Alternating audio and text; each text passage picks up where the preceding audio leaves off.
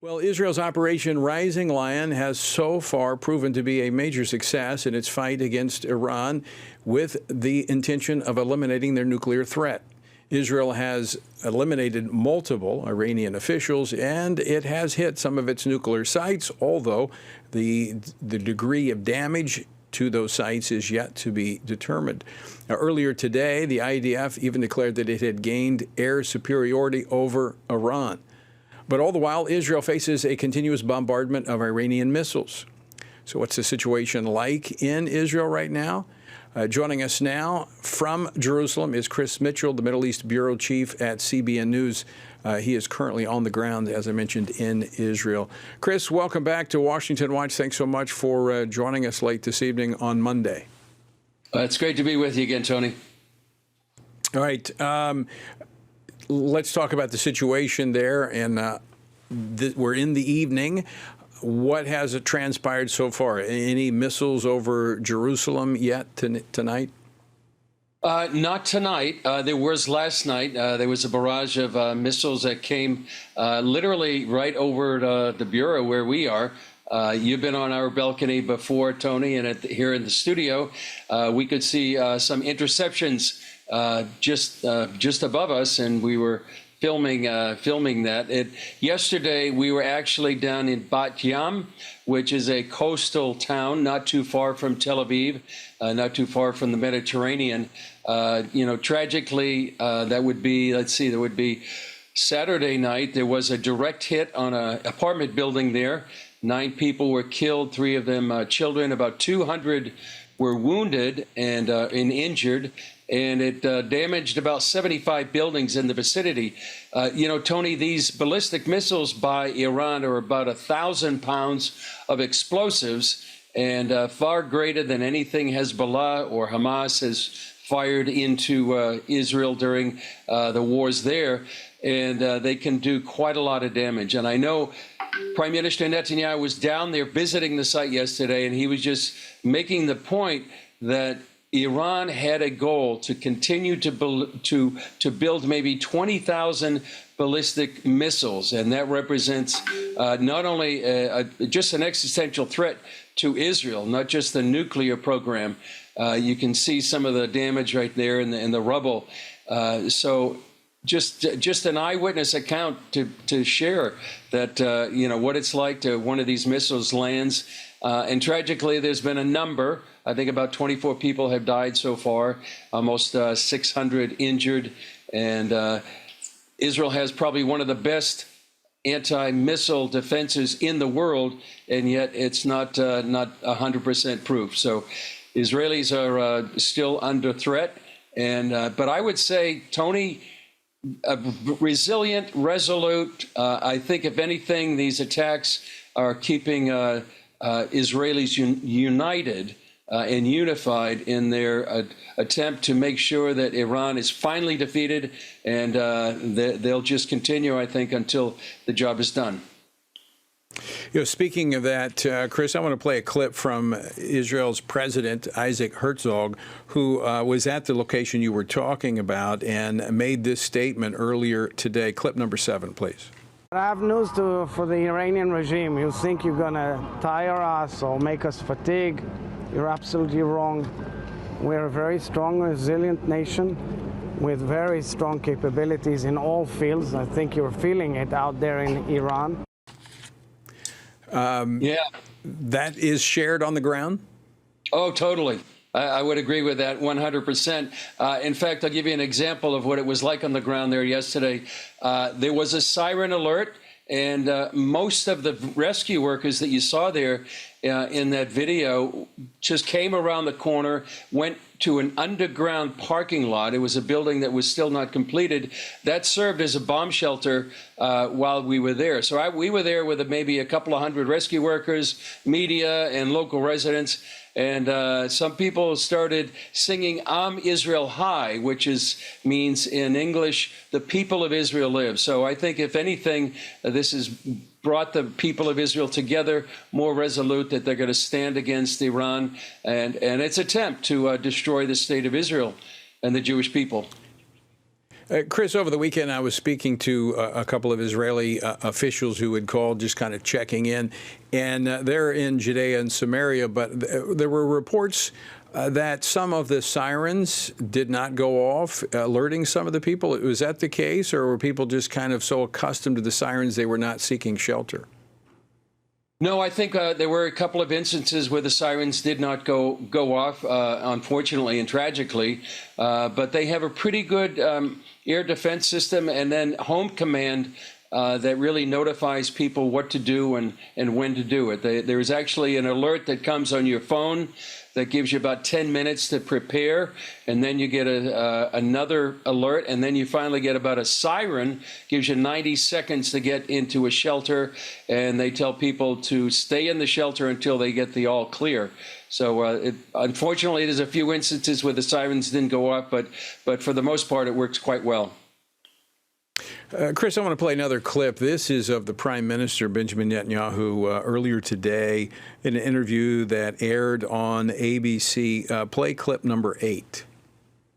They want to continue to have these fake talks in which they lie, they cheat, they string the U.S. along, and we have very solid intel on that.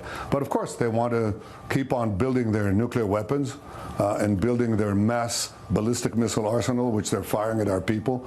They want to continue to create the 2 existential threats against Israel while they're talking. That's not going to happen.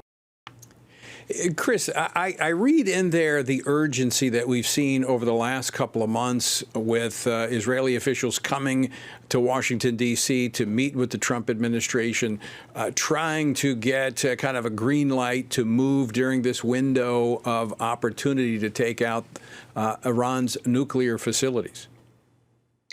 Yeah, I think so. I think right now, I think the urgency, Tony, is to make sure that they finish the work and the job that they've done. What they've done in the days is just an extraordinary military achievement. This is an operation that's been 20 years in the planning. I think Netanyahu said, the elimination of most of the IRGC and the Iranian army commanders in the Air Force is the beeper operation against Hezbollah on steroids. So I think there's a sense that Israel needs to complete its job and finish the job. I talked to an Iranian-born expert earlier this evening, and she was just saying, it's very important that Israel can finish this, and could. A lot of people are hoping, praying, and thinking it might actually happen if there's enough opposition that rises up within Iran, that this could be the end of the Iranian regime. But I think it's important that that Israel continue its effort to eliminate most, if not all, of what they can of the nuclear program and the infrastructure of the regime itself. So let me be very clear. Let me ask you that question. What does finishing the job look like? Well, I think it means that Iran's nuclear facilities are eliminated as a threat to Israel. And I think that what that means, in particular, it means Fordo, which is the main enrichment facility of Iran that is buried deep underground, under a mountain. And I know that the key about that is that it could resume enrichment of military-grade uranium very fast, and that could complete perhaps the nuclear cycle where they would have enriched uranium to military grade, trying to put that in a device and then put that on a ballistic missile. So I think many people are pointing to Fordo as a very key element in this battle, and the key about that is the fact that it might need, that bunker-busting bomb, maybe that 30,000-pound bomb that really the U.S. has in its arsenal. So that's one of the keys, and I think just eliminating as well the ballistic missiles. I know regime change isn't the stated goal, perhaps, but indirectly, there's certainly Netanyahu and other Israeli officials know that could be the consequence. We also interviewed former Israeli Prime Minister Naftali Bennett yesterday, And he was calling on the Iranian people to rise up and take over this regime. The key, Tony, the people have risen up a number of times. 2009 called the Green Revolution, 2022 and 23 when, Masha Amini was killed by the Iranian police. There were protests all over the country. The point was at that time that the regime had the wherewithal to suppress that brutally. Now the ability of the country, of the regime, to suppress any protest is greatly reduced. And the more it gets reduced, the more ability, perhaps, the Iranian people themselves to rise up. And there's one other thing, you may have seen it, there's an amazing video of actually Iranian state TV on the air is bombed by Israel. There was actually a female presenter who was terrified when it actually hit. Now, that could be one other way when they take away the propaganda that the state has to actually undermine the regime in a way that hasn't been done probably since 1979.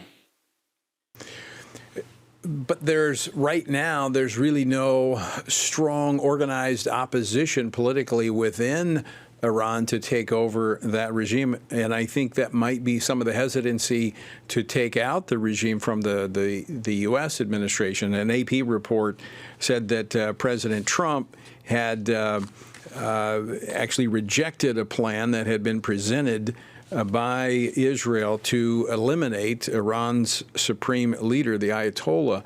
I think part of that's driven by a fear of what a vacuum of leadership actually creates there in Iran. We've seen that story before. Yeah, we have, and that is a possibility. I don't think Netanyahu has ruled out the elimination of the Ayatollah themselves. One other thing, I did talk earlier tonight with a colleague of ours, George Thomas, who's reported extensively on Iran through the years, and especially on the underground church. And he was telling us that the underground church is very strong and it's very widespread. And the prayer is that they could rise up to, at least behind the scenes, in prayer. And I think maybe people may not realize how many Iranians have come to faith through many dreams and visions over the years. And it could be, some people believe it's the fastest growing church in the world.